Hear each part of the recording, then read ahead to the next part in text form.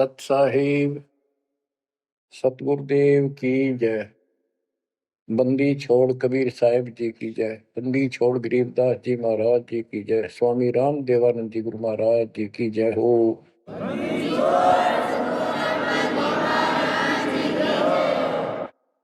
सर्व संतों की जय, सर्व भक्तों की जय, धर्मी पुरुषों की जय। श्री काशी धाम की जय, श्री सुडानी धाम की जय, श्री क्रोथा धाम की जय, श्री बरवाड़ा धाम की जय। सत साहिब परम पिता परमात्मा कबीर जी की सीम कृपा से बच्चों आपको सूक्ष्म वेद का ज्ञान प्राप्त है। आप सूक्ष्म वेद बांच रहे हो, सूक्ष्म वेद सुन रहे हो, पढ़ रहे हो। ऋग यजु है श्याम अथर्व, चारों वेद चितभंगी रे। सूक्ष्म वेद बांच साहेब का, सोहंसा सतसंगी रे। सूक्ष्म वेद बांच साहेब का, सोहंसा सतसंगी रे। तीन लोक और भवन चतुर्दश, कोई नहीं सत्संगी। बच्चों ये बातें यदि आप पहले सुनते, आपको यह सब प्रमाण, ये संपूर्ण ज्ञान प्राप्त ना होता, तो आपका माथा ठनका हो, आपके मन में सौ दोष दास के प्रति आते, ये यूं पता नहीं क्या बकवास करता है, क्या किसी को भी ज्ञान नहीं। यही शंका आदरणीय धर्मदास साहिब जी की मन में आई थी संत जी के,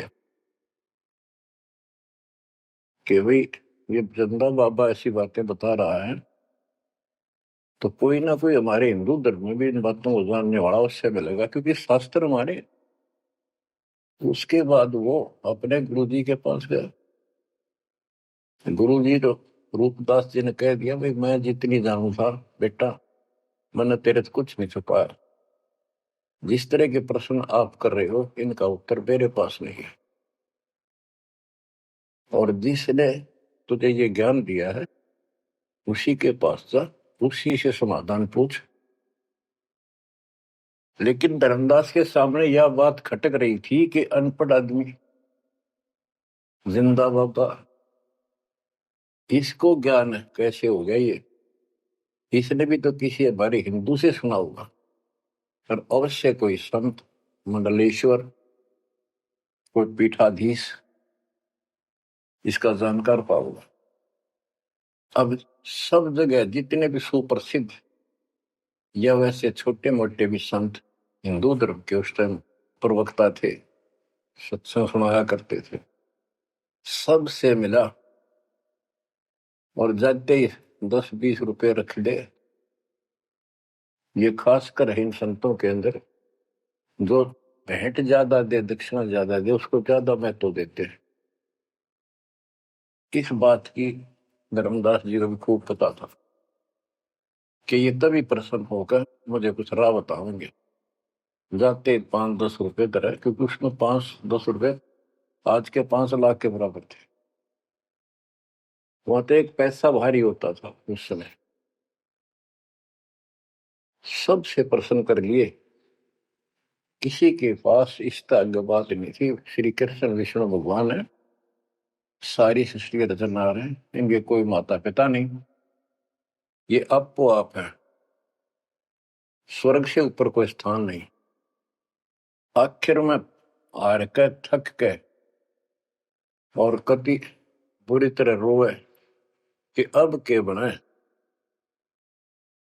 परमात्मा फिर भी उसको, जब वो धक्के खा के आ रहा था, एक अन्य हिंदू साधु के रूप में एक पेड़ के नीचे बैठ गया, नदी के किनारे।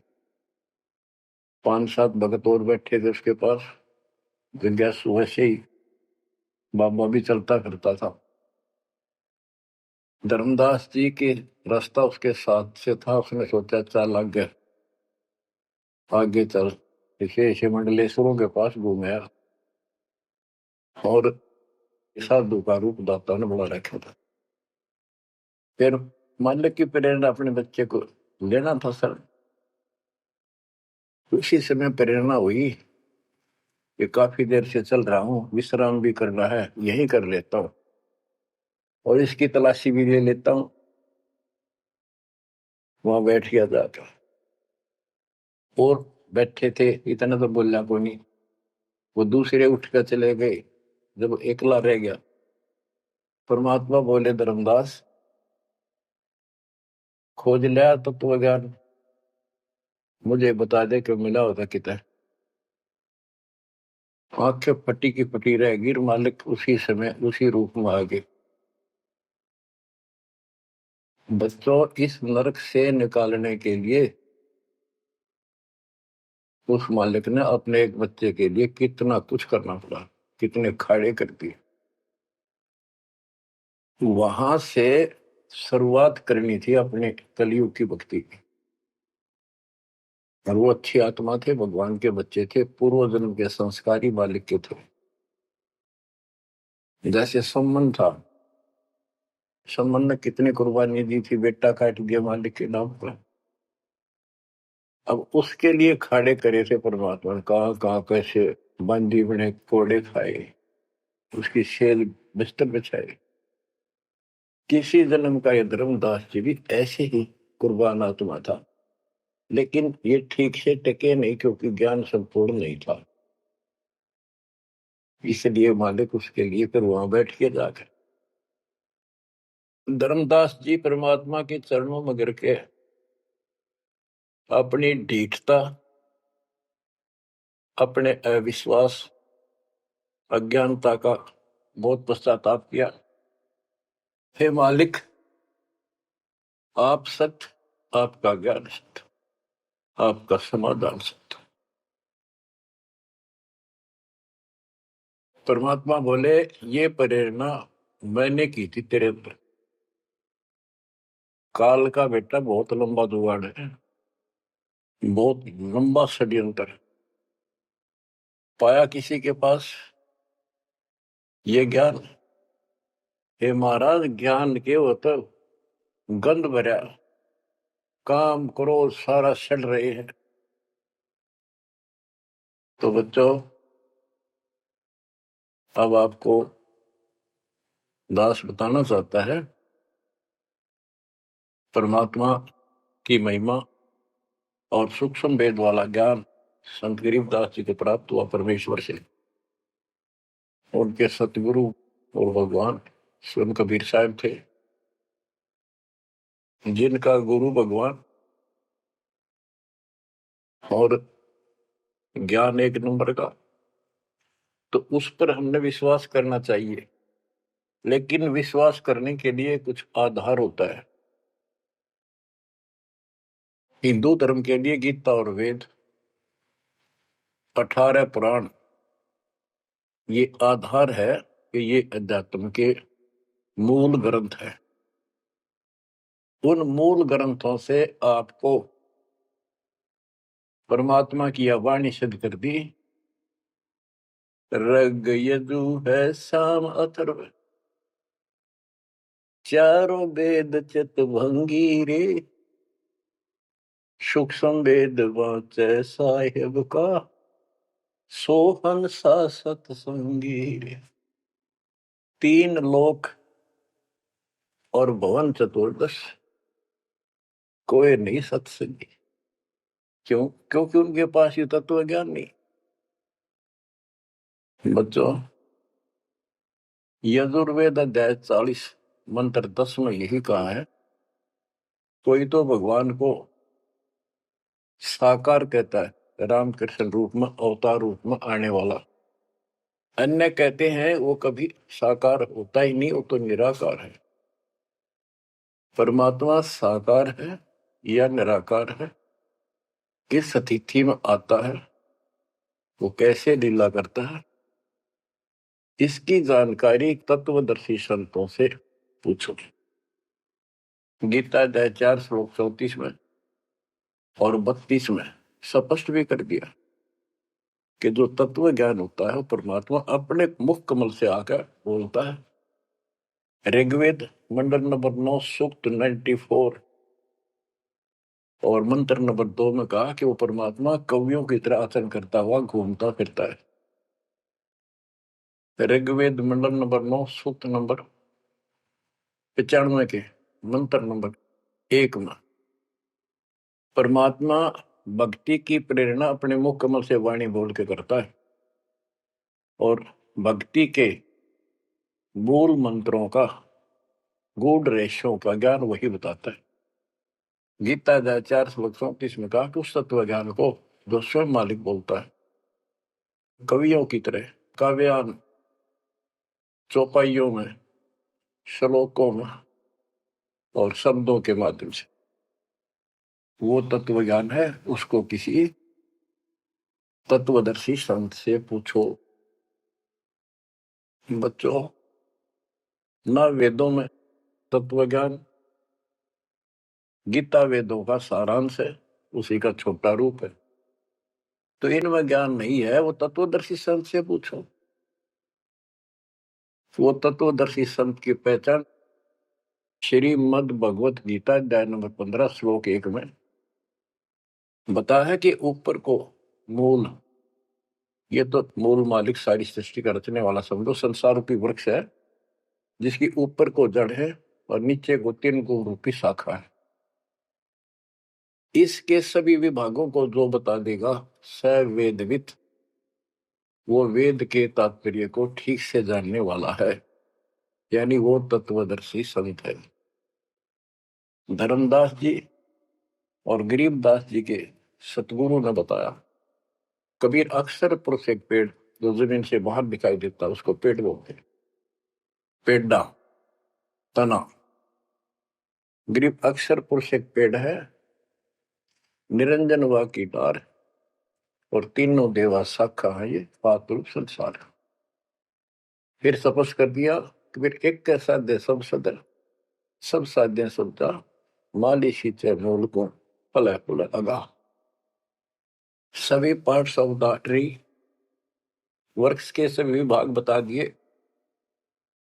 कि तना अक्षर पुरुष है, डार ये क्षर पुरुष है, क्षर पुरुष, और तीनों देव आरद गुण ब्रह्मा सत्पुंग उत्तम गुण शिवजी रूपी शाखाएं और पात रूप संसार।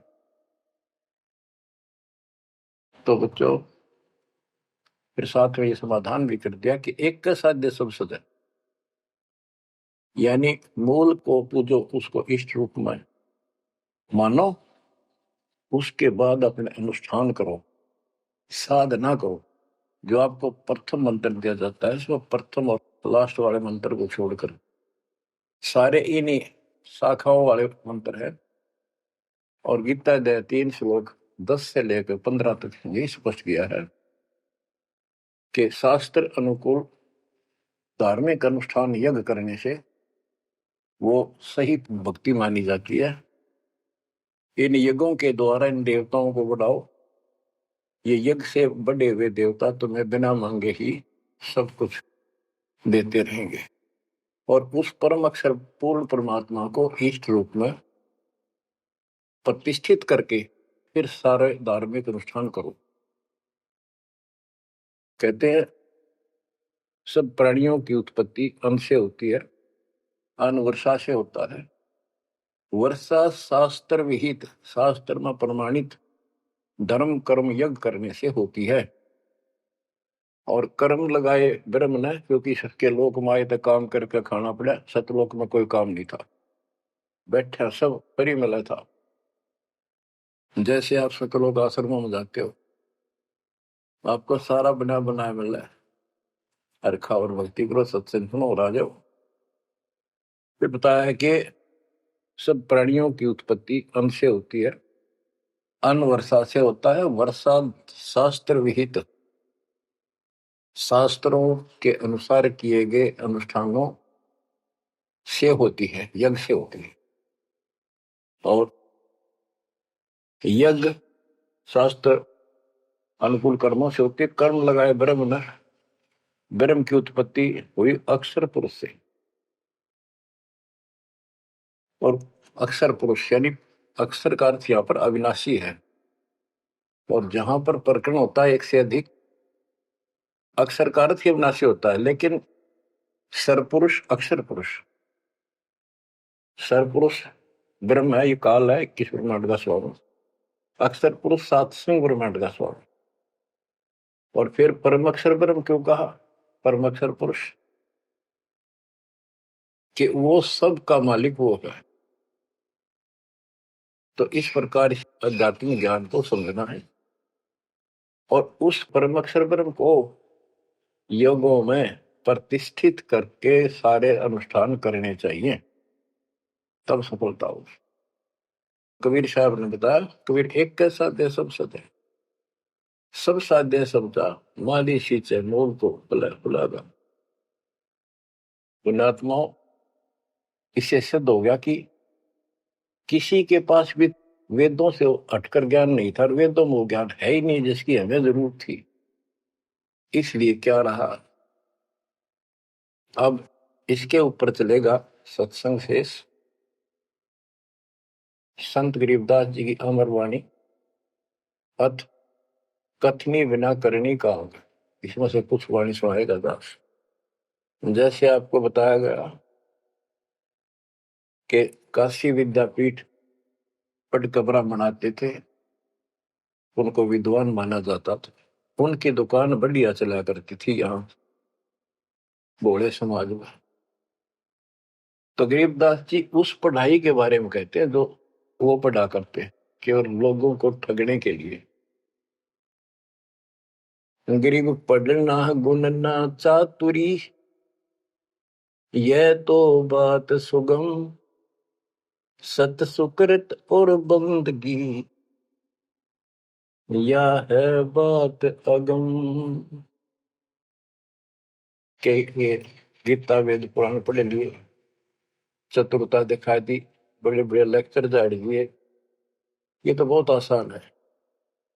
लेकिन सत सुकृत, सच्ची भक्ति, सच्चे अच्छे कर्म और भक्ति, सच्ची भक्ति, बंदगी, प्रणाम, बंदगी के अंदर वजह सारा कुछ आ जाता है, भक्ति भी आ जाती है, मंत्र भी आ जाते हैं, प्रणाम भी आता है। कई बार विशेष तौर पर बंदगी प्रणाम को बोलते हैं, बंदगी प्रार्थना भी कही जाती है। फिर बताते हैं कि सत्य सुकृत अच्छे कर्म और बंदगी, परमात्मा की स्तुति नमस्कार प्रणाम भक्ति सच्चे ढंग से पूरे गुरु से प्राप्त करके तत्व ज्ञान के आधार से करना, यह है बात अगम। ये ऊंची बात है, आगे की है, बहुत सबसे आगे की, सबसे श्रेष्ठ। गिर पढ़ना गुण ना रोग है, उलझे दुनिया माही, 52 अक्षर में बंद रहे, आगे की सुध नाही। संस्कृत भाषा के 52 अक्षर बताए, इसको इसलिए सीधा अर्थ कहते हैं जो संस्कृत से सीमित है, इन ग्रंथों तक सीमित है, इनमें वो ज्ञान है नहीं। ये उलझे दुनिया में इस लक्ष्य 84 के चक्कर में रह गए। गरीब पढ़े गुणे पावे नहीं, अनपढ़ने से न्यार, अंकोतर छंद है कैसे पावे पार। कहते पढ़े गुणे पावे नहीं, अनपढ़ने से न्यार, यानी जो चतुरता दिखाने के लिए पढ़ते हैं वो कभी नहीं परमात्मा प्राप्त कर सकते, ना वो ज्ञान मिले। अनपढ़ने से न्यार के बिना पढ़े भी बात नहीं बने। अब जैसे आप अक्षर ज्ञान प्राप्त कर रहे हो, आप भले ही अपनी रोजी रोटी के लिए कर रहे हो, लेकिन अब इस पढ़ने से आपको अपने मूल ग्रंथ समझ में आ जाएंगे। ये सूक्ष्म वेद है, इसके अंदर जो गूढ़ रहस्य है वो अन्य वेदों से भी उत्तम और गहरे हैं। इसमें कह दिया पढ़े गुणे पावे नहीं, यह पढ़ाई है वो तो मूर्ख बनाने की। अनपढ़ने से ना, जो नहीं पढ़े वो भी दूर रहेंगे। हमारे को अक्षर ज्ञान नहीं था, इसलिए हम इन चतुर लोगों की बातों में फंसे रहे। गरीब वेद कथें चित चूक है, मन में मान मरोड़, कहने मात्र के तो पंडिता, ये होते लिखे ढोर। कि इन वेदों के पढ़ने मात्र से कुछ भी हासिल नहीं होना, क्योंकि वो ज्ञान है ही नहीं जी। अपने को जरूरत है मोक्ष प्राप्त हो, और वो ज्ञान मालिक प्रत्येक युग में आकर बोलते हैं, पर कदर नहीं बनी। गरीब वेद कथे चित चूक है, मन में मान मरोड़, अहंकार, और कहने मात्र के तो पंडित हैं, ये वो दिल्ली के ढोल के 84 लाख योनियों में जाएंगे। अब जैसे एक बहुत ही अच्छा उदाहरण दिया संत गरीबदास जी ने, बच्चों ये गाना बजाना समय के अनुसार शब्द भी सुनाए जाते हैं, और ये कड़वी गोली भी खिलाई जाएगी, तभी ये रोग कटेगा। सारा ट्रीटमेंट कंप्लीट करना पड़ता है। अब ध्यान से सुनो। पुराने समय में तिलों से तेल निकाला जाता था। वो व्यक्ति जो काम ये करते थे उनको तेली बोलते थे। वो एक कोल्लू लगाते थे। वो कोल्लू एक मशीन होती है जिसमें 3-4 गिरारी सी होती, मोटी मोटी भारी भारी, और उसके ऊपर एक ऐसा पात्र लगा होता है जिसमें नीचे सुराख होता है, और उसमें सरसों डाल दी, तिल डाल दिए, वो धीरे धीरे नीचे जाता रहता। कोल्लू चलता है एक लंबा लकड़, कम से कम भी 15-20 फुट लंबा। उस कोल्लू को चलाने के लिए एक लंबा लकड़ फंसा के, और उस लकड़ को पाट बोलो हमें, लाट पाट, उसको बैल से चलाया जाता था। और वो बैल उस लकड़ की जितनी लंबाई होती है उसके में ही सर्कल में घूमना होता था उसको। वो सर्कल होता था, उसके एक सर्कल में घूमता था, सेम कति फिक्स्ड होता था उसका डायमीटर। उसी परिधि में वो बैल घूमता रहता था, और उधर से कोल्लू चलने से तेल निकलता। उस कोल्लू को चलाने के लिए एक बैल का प्रयोग किया जाता था। वो उस लकड़ लंबे लठ 15-20 फुट 25 फुट लंबे लठ के एंड पे लास्ट में एक कुंडा डाल कर उसमें रस्सा बांध कर, और उस बैल के दोनों तरफ कंधे से बांध दिए जाते थे रस्से, और उसको चलाया जाता था। तब वो कोल्लू घूमता था, और उसमें डाले हुए सरसों या तिल, उनका तेल निकलकर बाहर आता था। वो तेली कहलाता था, और उसको खींचने वाला तेली का बैल क्या है। उस बैल के आंखों पर पट्टी बांध दिया करते थे, और एक आदमी उसके पीछे होकर 2-3 बार उसका लठ मारता जोर के, और वो बहुत तेज चलता। तो फिर उसको ये भय हो जाता कि लठ तेरे पीछे पीछे है। वो अपने आप स्पीड में रहता था, और इस तरह वो सारा दिन चलता था। बीच में थोड़ी बहुत देर पानी पिला दिया, चारा खिला दिया, फिर जोड़ दिया जाता। तो उसका केवल सीमित दायरा था, उससे 12 कदम भी नहीं जा सकता था वो। अब इसके ऊपर ये कुछ वाणियां आपको समझाने के लिए बताना पड़ा। इतना गजब का ज्ञान दिया इसमें, 100 का 100 सत्य है। गरीब वेद कथे चित चूक है, मन में मान मरोड़, कहने मात्र के तो पिंडता, ये हो तेली के डो। ये अगले जन्म में तेली के बैल बनेंगे। एक तो उदाहरण ये दिया है कि जो साधना ठीक नहीं करते तो शुद्ध नहीं हो जाएगा। फिर पीछे तू पशुआ की जय गद्दा बैल बनाई, ये 56 भोग कहाँ मन भोरे, कहीं कुरड़ी चरने जाई। इस वाणी का तो ये अर्थ है। अब इसके ऊपर आगे देखो। गरीब आंख बंद है दिखे नहीं, चल मारो मार तेली के तो बैल को घर ही कोस हजार। के आंख बांध दी बैल की और डरता चलो मारो मार, वो सपेटते चलता रहता। उस तेली के बैल को उस सर्कल के अंदर ही सारा दिन एक महीने में 50,000 कोस एक महीने में तय कर देता, यानी एक कोस 3 किलोमीटर, यानी 1.5 लाख किलोमीटर वो एक महीने में पूरे कर देता। उसमें चल चल के इतना सफर तय कर लेता, रहता वही ठेकान, एक कदम उससे बाहर नहीं जाता। बच्चों ये स्पिरिचुअल लेक्चर है या आध्यात्मिक घंटी दे रहा हूं आपकी स्कूल की। इसको ऐसे समझाने से आपके अंतःकरण में योगदान रचेगा।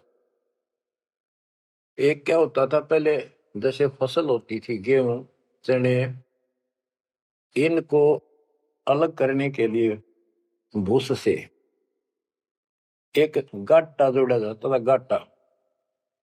उसके बीच में एक लठ गाड़ के मोटा था, उसका रस्सा बांध के फिर 5 7 10 पशु, जिसमें भैंस गाय काटड़ा काटड़ी ऐसे शरीर में बांध दिए जाते थे, और बीच में लठ गाड़ दिया, उसके चारों तरफ वो भूस डाल देते थे, चने या गेहूं। क्योंकि दास ने देखा है, हम किसान के घर जन्म था, इसलिए 90% बच्चे किसान वालों को पता नहीं, जो शहर में रहते हैं, वो भूसे कैसे निकलता था, जिसकी ये वाणी जिस बारे बोली है। अब तो मशीनों से निकल जाता, कट कट कट कट 1 घंटे में। पहले महीना महीना लगे रहा करते। दास का जन्म ऐसे समय में दिया दाता ने जब वो 5505 निकट आ रहा था, और वो पिछला प्रोसेस सारा पता है जो एक वाणी में बोला गया है। दास को समझने में आसानी रही, आपको समझाने में आसानी होगी। तो उसको हम तो गाटा बोला करते, गाटा जोड़ रखे। वो सारे पशु एक लाइन में चलते रहते, चारों तरफ घूमते, जैसे तेली का बैल घुमा करता। ये उस फसल को काटने के लिए उनके पैरों के नीचे वो फसल कट जाती, छोटा छोटा तूड़ा भूस बन जाता।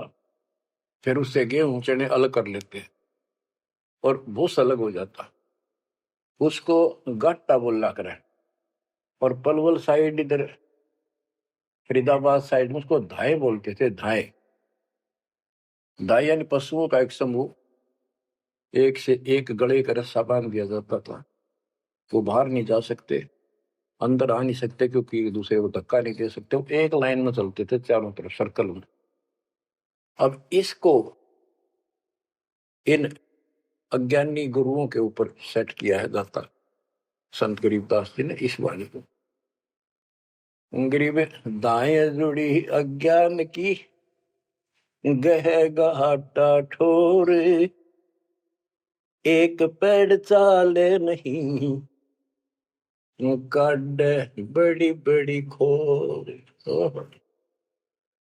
के जैसे वो पशुओं के द्वारा धाए जोड़ के घुमाई जाती है और वहीं घूम रहे होते, उससे अलग एक कदम नहीं जा सकते। तो जितने भी ये संत हैं, इन्होंने अपने अपने चेले बांध रखे, अपने अज्ञान वाले लटके। गुरु बनकर बैठ गया और उसको पशु बांध रखे, पशु पुत्र। वो इस जन्म मरण के चक्कर में यही गाटा गा रहे हैं, यही दाएं चल रही है उनकी। एक पेड़ चाले नहीं, और कड है बड़ी बड़ी खोर। खोर मैंने बड़े बड़े कदम रखे, तेजी से चलना, पाथे डंडे लगे होंगे। तो ये सारे जितने भी चेले हैं, उनके जितने गुरु हैं, उनके जितने शिष्य हैं, उनको तो धाए बताई, ये गाटा। और इस जन्म मरण के चक्कर को एक ये सर्कल बताया कि इसी में ये घूम रहे हैं, एक कदम इस तरह बाहर नहीं जा पाए। जाना सतलोक है। जैसे किसी ने सफर करना है तो कदम जितने रखेगा मंजिल की ओर होते हैं, ठीक रास्ते पर। और ये वहीं बांध रखे स्वार्थवश जिसने पशुओं को, वो तो उस सर्कल में घूम सके, उस तो बाहर जा ही नहीं सकता। गरीब दाएं जुड़ी अज्ञान की, गह घाटा ठोरे एक पेड़ चाले नहीं काट बड़ी बड़ी खोर। गरीबदास जी ने कहा है कोई है रे परले पार का जो भेद कहे झनकार का। वारई गोरख वारई दत्त यानी ये सब वार ध्रुव प्रहलाद अर्थ वार ही सारे ब्रह्मा भी वार ये भी वार सारे ब्रह्मा विष्णु महेश यही पर दुर्वासा वार ये गह गाटा ठोर। गरीब चार वेद सट शास्त्र पढ़े 18 पुराण सतगुरु पूरा मिला नहीं पंडित हो सी सवान। ओह कबीर साहब कहते हैं गुरु बिन काहू न पाया ज्ञाना जो तो था वो छड़े किसाना। गुरु बिन वेद पढ़े जो प्राणी समझे अनुसार रहे ज्ञानी। बच्चों एक तो होती है मान बढ़ाई अहंकार और एक सच्चाई जो होती है वह मान बढ़ाई नहीं कहलाती। जैसे दास कह रहा है और जब आपको भी समझ आ गई है स्पष्ट हो गया आपको पता लग गया है कि गुरु बिन वेद पढ़े जो प्राणी समझे ना सार रहे अज्ञात। वेद पढ़े पर वेद न जाने ये वाचे पुराण 18 और पत्थर की पूजा करे। भूल गए सब जनारा सर आदि निकलवा पत्थर पूजवा। क्या इन्हें वेद पढ़े क्या इनको गुरु मिला। जय सतगुरु की संगत करते ये सकल कर्म कट जाए। ये कोई झंझट नहीं करना पड़ता। अमरपुरी पर आसन होते सतलोक में जहाँ कोई कष्ट नहीं जहाँ दुख ना चाहे। तो दास ये कहे कि या तो भगवान कबीर साहब मेरे गुरु भगवान और गरीबदास और चौथा दास इनके अतिरिक्त वर्तमान में दास के अतिरिक्त विश्व में किसी के पास ना वेद ज्ञान ना गीता ज्ञान ना कुरान और बाइबल ज्ञान किसी को किसी प्रकार का ठीक ज्ञान नहीं। इसको कोई कहे यह मान बढ़ाई करता है उसकी अपनी समझ है अपनी सोच है लेकिन यह 100 की 100 सच्चाई है। जैसे 2000 के नोट पर या 1000 के नोट पर 500 के नोट पर यह लिखा है कि मैं धारक को 500 रुपए देने का वायदा करता हूं तो क्या उसने मान बढ़ाई कर रखी है कि ये नोट अपनी बढ़ाई करता है छाती पे लिखवा रहा है। वो सच्चाई है वो लिखना भी जरूरी है। तो दास को ये बताना भी आवश्यक है कि दास के अतिरिक्त विश्व में किसी के पास ज्यादा तम ज्ञान नहीं है। ना वेद ज्ञान ठीक है ना गीता ज्ञान ठीक है ना पुराणों को जानते ना कुरान वाले कुरान को ठीक से सुनो नहीं बाइबल वाले बाइबल को ठीक से सुनो। अंग्रेज 4 वेद सट शास्त्र पढ़े 18 पुराण सतगुरु पूरा मिला नहीं पंडित हो शीशवान। अंग्रेज 4 वेद सट शास्त्र पढ़े 18 बोध खसम बांझ के होते है पर बेटा नाही गोद। एक अजब गजब उदाहरण दिया है कि इन 4 वेद और 18 पुराणों को पढ़ने से तो ऐसी दशा है ये दिखे पंडित गुरु शिष्य दोनों हैं गुरु भी हैं उनके शिष्यों की कमी नहीं लेकिन बांध स्त्री का संतान नहीं होती उसका पति भी होता है। इसी प्रकार इनके गुरु भी है ये शिष्य भी है इनमें भक्ति रूपी लाल बनेगा नहीं। बच्चों एक एक बात कह नहीं सकता लाख टके की है अरब टके की। गरीब भावे 100 करोड़ गीता पढ़ो 100 करोड़ भागवत बिना सतनाम व्यर्थ है, बचे काल न मोत। गरीब घृत अग्नि में डाल कर, पंडित कर है होम। सुर वासना जात है, क्या करत है होम। गरीब सुमरण सेवा बंद की, सब कोई जानत खूब। बिन सतगुर क्यों पाइए, कबीर से महबूब। ओए होए। के ये पंडित लोग हवन करते हैं, इसका क्या लाभ है कि देवताओं तक इसकी वासना जाती है, स्मेल, गुड स्मेल जाती है, और जिसके वश होकर वो हमें यहाँ राहत देते हैं।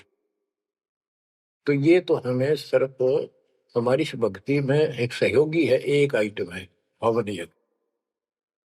हमने पांचों करनी पड़ेंगी तब ज्यादा लाभ होता है। किसी रोग का ट्रीटमेंट पूरा ही करने से बात नहीं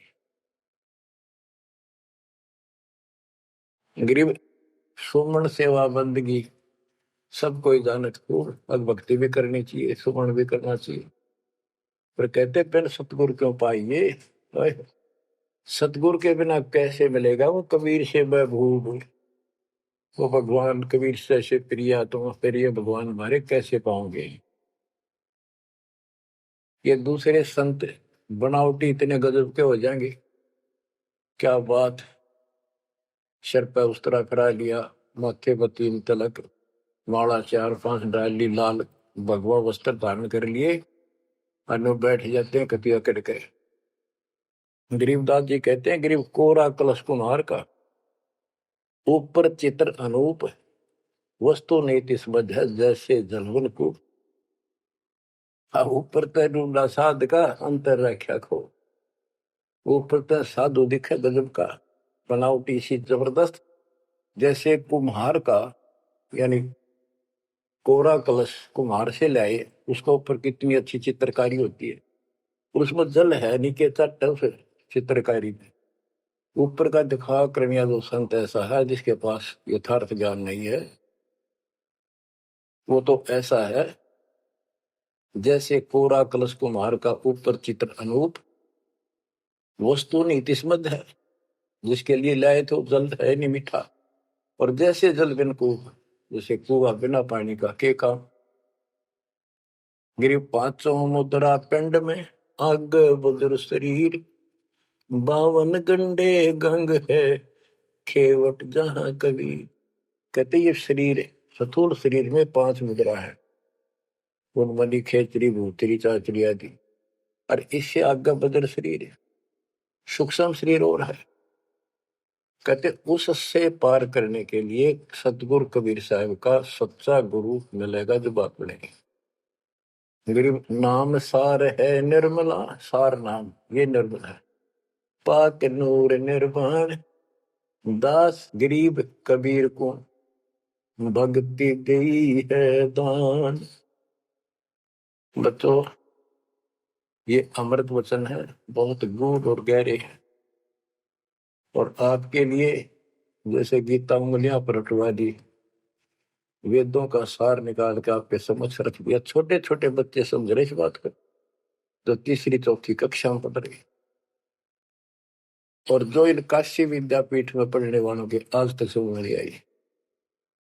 तो who is Guru, who is सतगुरु, और हु इज गॉड, ये आप अच्छी तरह समझ चुके हो बच्चों। परमात्मा आपको इतना दर्द कर दे जैसे सम्मन की और सेऊ थे, आप इतने दर्द हो जाओ। गरीब महिमा की जय संत की, तन मन धन सब दे, सिर मांगे टाला नहीं, मोर ध्वज लग ले। यानी ऐसी परिस्थिति परमात्मा के प्रति, किसी परिस्थिति ऐसी आ जाती है तो मालिक से दूर नहीं हो, कितनी ही कठिन परिस्थितियों से गुजरना पड़े। आज हम थोड़े से कष्ट को देखकर भगवान से दूर हो गए, फिर अगले जन्म में क्या होगा? फिर पीछे तू पशुआ की जय गद्दा बैल बनाई, ये 56 भोग कहाँ मन भोरे, कहीं कुरड़ी चरने जाई।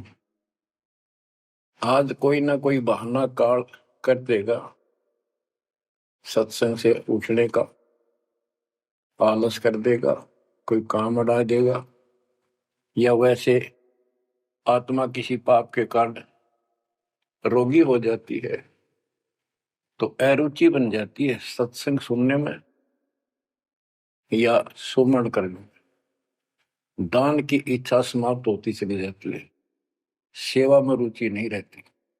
तो उस समय के लिए ये याद रखो, आज हम मानव हैं, अपनी मर्जी से कितने आलस कर लें और कितने भगवान से दूर हो जाए, स्वतंत्र है। और कल को गधे बन गए, बैल बन गए, नाक में नाथ कर जाएगी, या 2.5 मन का कमर के ऊपर एक थैला होगा गधे के, तो आलस तो उसमें भी होगा। मन तो यही है। कई कहते हैं मेरे से नहीं होती सेवा, चलो कोई बात नहीं, सेवा तो करनी चाहिए, सेवा से दूर नहीं होना चाहिए।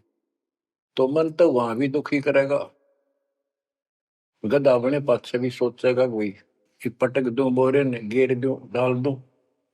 एक आदमी पर गधा ऐसा भी कर देता है, फिर उस पर ज्यादा भार लादा जाता है और लठ भी पड़ते हैं, फिर वो सीधा चलता है।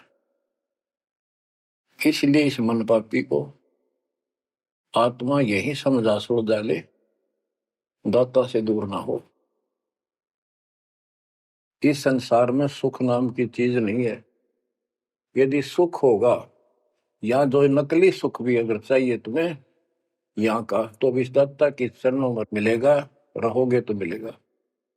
इससे दूर होकर कुछ दिन जब ये समय आप भक्ति कर चुके हो, सच्ची मर्यादा में रह गए, वो आपकी बैटरी सी चार्ज होगी जैसे इन्वर्टर की हो जाती है, और फिर चार्जर हट गया, वो बैटरी फिर भी काम करती रहेगी और ऐसा लगेगा कि बिल्कुल सब कुछ ठीक ठाक है, कोई फर्क नहीं पड़ा, चार्जर भी हटा दिया। जब तक वो संग रह सकती है, एनर्जी है बैटरी में, वो काम पूरा करेगी। जब वो एनर्जी खत्म हो जाएगी, आगे संग्रह हो नहीं रही, तो एकदम ही वो सब सुविधा बंद हो जाएगी, पंखा भी बंद, बल्ब भी बंद, और भी कार्य कर रहे होंगे, कंप्यूटर भी बंद, फिर बहुत देर हो चुकी होगी। इसलिए इन सब बातों को ध्यान रखो, याद रखो। मुश्किल से दाव लगा 7.5 अरब आबादी में से आप ये थोड़ी सी आत्मा परमात्मा की शरण प्राप्त कर पाए हो। तो बच्चों, परमात्मा आपको मोक्ष दे, अपने चरणों में रखे, आपकी तरफ बढ़े, कुर्बान हो जाओ, सत्संग सुना करो ढंग से। देख परमात्मा ने कहां से कृपा कर रखी है, आँख खोल लो ना, जो फूक निकली और कोई नहीं पूछेगा, धक्के खाते करो, तेरा कुत्ते को देखेंगे। परमात्मा साथ इसलिए होगा कि हमारे और कामों में विशद करेगा, इसलिए मालिक पर ज्यादा ध्यान दो, काम करो, काम न को मना करें, उस काम में बरकत भी अब मिलेगी। दाता आपको मोक्ष दे, सदा सुखी रखे, सत्साई।